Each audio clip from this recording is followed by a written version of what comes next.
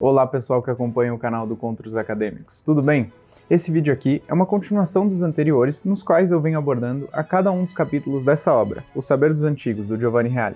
Se você ainda não viu os vídeos anteriores, eu recomendo que você os veja, porque vai ajudar tanto a clarificar um pouco o capítulo de hoje, quanto vai ser interessante mesmo, porque os capítulos anteriores são muito bons.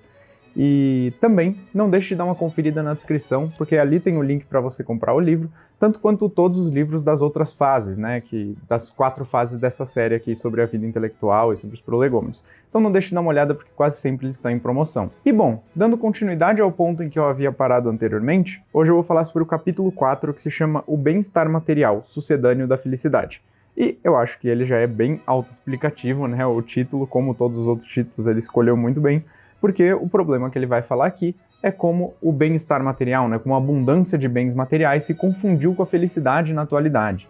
E aí ele vai falar como isso gera um problema imenso, vai ser uma discussão até bastante parecida com a do capítulo passado, então talvez pareça um pouco familiar as coisas, mas é assim mesmo.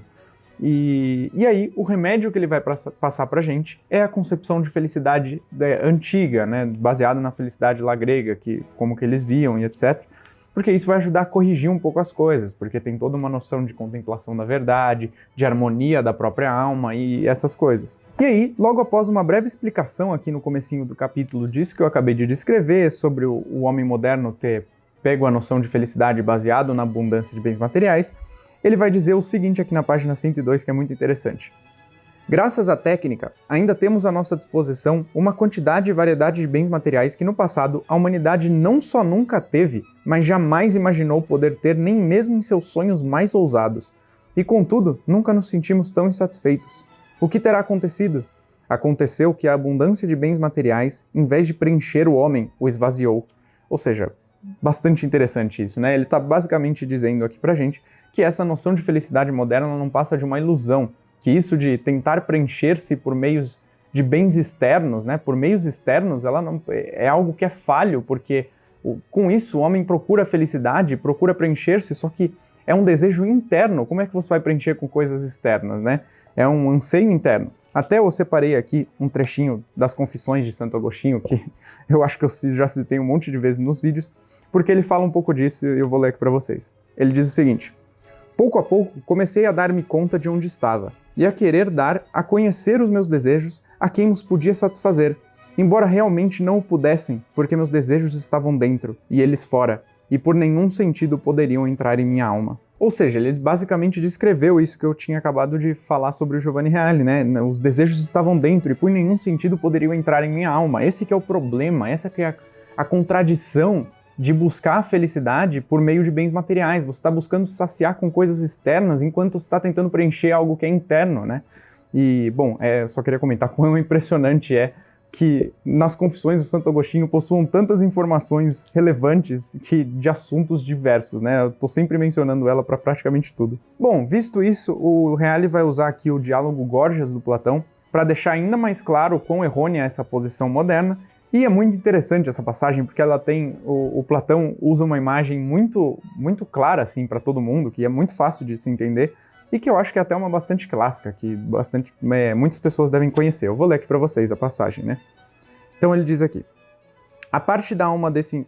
e disse que a parte da alma desses insensatos, na qual residem as paixões, a qual não tem regras nem limites, é como um barril furado, pretendendo representar assim a sua insacibilidade. E ao contrário do que dizes, Cállicles, esse homem demonstra como, dentre os que estão no Hades, os mais infelizes são os não iniciados e como são obrigados a levar a água ao barril furado, como um coador igualmente furado. O coador, segundo aquele sábio, é a alma. Ele comparava a alma dos estultos a um coador por ser furada, por não ser capaz de reter nada devido à sua incredulidade e falta de memória. Então, ele usa essa imagem do barril furado, de que você buscar prazeres externos de maneira desenfreada e etc, para tentar preencher a si mesmo, é como se você tentasse encher um barril furado e cada vez que o tempo vai passando, quanto mais você tenta preenchê-lo, os buracos vão aumentando e vai se tornando cada vez mais difícil, né? É uma representação bastante viva dos vícios e de como eles na verdade não saciam nada, né? Eu estava até assistindo uma aula do ICLS esses dias e E aí o professor, ele falava algo bem interessante, que ele falava, os vícios, eles sempre te prometem alguma coisa e entregam menos do que eles prometeram. Eles te enganam, né? Enquanto que a verdade, ela te promete alguma coisa, entrega o que ela prometeu e ainda dá um pouco mais. É por isso que essa imagem é muito boa do barril, porque ela é uma representação simbólica clara disso, que todo mundo consegue enxergar. E é por isso também que o Reale, ele vai dizer que essa noção de felicidade moderna, ela está baseada num hedonismo desenfreado. E essa que é a raiz do problema todo.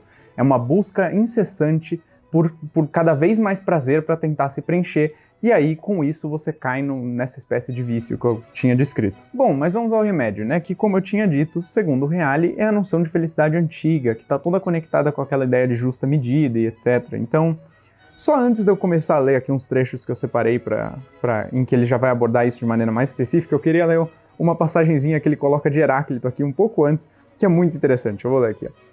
Se a felicidade consistisse nos prazeres do corpo, deveríamos considerar felizes os bois quando encontram o que comer. E, tipo, essa passagem é sensacional, né? Eu não tenho nem muito a comentar sobre ela só explicita um pouco mais do que eu já tinha dito, mas eu achei interessante de mencionar. Mas vamos lá, né? Ele vai aqui partir agora para falar um pouco sobre Sócrates, para explicitar esse remédio pra gente. Então ele diz o seguinte: mas é com Sócrates que esse conceito se impõe de modo irreversível, e sua mensagem poderia ser resumida neste lema: se queres ser feliz, cuida da tua alma. Para o homem helênico, a felicidade estava ligada a arete, palavra que traduzimos por virtude, mas que na língua grega abrange uma área conceptual mais ampla. Para o grego, a arete virtude consiste na plena manifestação da essência de algo. Pode-se, portanto, falar da virtude de um animal, de uma planta, de um objeto. A virtude do homem, em sentido grego, é, pois, a plena e perfeita manifestação daquilo que ele é, daquilo que o torna válido. A felicidade não é ter, mas não depende... A felicidade não é ter, não depende de possuir determinadas coisas, seja elas quais forem, mas é um modo de ser do homem e depende da consequente maneira com que ele se relaciona com as coisas. Eudaimonia consiste não no que você tem, mas no que você é. Ou seja, completamente diferente da noção moderna, né? Eu até peço perdão aí, eu li alguns termos em grego e eu não tenho a menor ideia se eles estão corretos, se minha pronúncia estava correta, então já peço desculpas. Mas o que eu queria dizer, né, eu acho que ficou bastante claro, a noção de felicidade antiga estava baseada em cuidar da própria alma, de harmonizar a própria alma, de ser ao invés de ter, né, e porque nem tem mais muito o que falar sobre esse erro, porque ele é tão óbvio, né, preencher-se com bens materiais virou quase um jargão da sociedade moderna, mas ela é tão óbvio que é errado, né, até se você for ver os dados, o tanto de pessoa com depressão que tem por aí hoje em dia, um número crescente, mesmo que os bens materiais sejam cada vez mais abundantes, como ele tinha dito. Bom, aí além disso ele vai mencionar o Aristóteles aqui, para quem a noção de felicidade estava conectada com a contemplação da verdade, e só que ele não vai se ater muito a isso, então eu também não vou me ater muito aqui nos comentários, mas basicamente ele vai mencionar o filósofo dizendo que como a contemplação é algo que tem um valor em si mesmo e como é uma atividade própria de Deus, então é a atividade que o homem pode realizar que mais se assemelha a essa atividade divina. E é por isso que nós deveríamos buscar ela como fundamento da nossa felicidade, né? Só que aí depois ele vai passar aqui para uma noção de que a felicidade é contentar-se com o que se tem e não ficar buscando cada vez mais coisas para se preencher. E aí eu vou ler umas passagens aqui que eu acho que vão explicitar bem essa ideia. Que ele diz o seguinte: Sócrates já formulara esta concepção paradigmática. O não ter necessidade de nada é próprio dos deuses. O ter necessidade de muito pouco está muito próximo do divino. Como o divino é a perfeição, então estar mais próximo do divino coincide com o ter necessidade de muito pouco, constituindo assim o ser mais próximo da perfeição e, portanto, da felicidade. E aí ele vai dizer aqui o seguinte, que eu achei que ele finalizou com chave de ouro esse capítulo. Porque ele diz: a busca ilimitada do bem-estar material ameaça levar-nos para o fim contrário. Para ter cada vez mais, corremos o risco de não ser mais. E esse jeito de acabar aqui, para mim, foi fenomenal. Eu achei que correr o risco de não ser mais por tentar se preencher com cada vez mais coisas é realmente a ideia, o núcleo, a essência desse capítulo. E é isso que a gente deve levar dele inteiro, né? Então ter colocado essa frase aqui no final foi brilhante. E, no fundo, é um capítulo mais compacto, mais simples, né, do que os outros que eu abordei até agora. e porque é essa ideia principal, né, de não ficar tentando se preencher. Para mim, a frase do Santo Agostinho que eu li para vocês, e até uma outra que tem bem aqui, a qual ele abre as confissões com, né, que ele diz que Deus nos fez para ele, então o nosso coração está inquieto enquanto nele não descansar, são para mim as duas frases que poderiam resumir muito bem tudo que o Reale estava querendo dizer aqui nesse capítulo. Porque, no fundo, é isso, né? Não tentar preencher-se, não tentar buscar a felicidade por meio de bens externos. É só isso. E eu acho que é isso. Obrigado a todos que assistiram até aqui, e eu espero vê-los nos próximos vídeos. Valeu!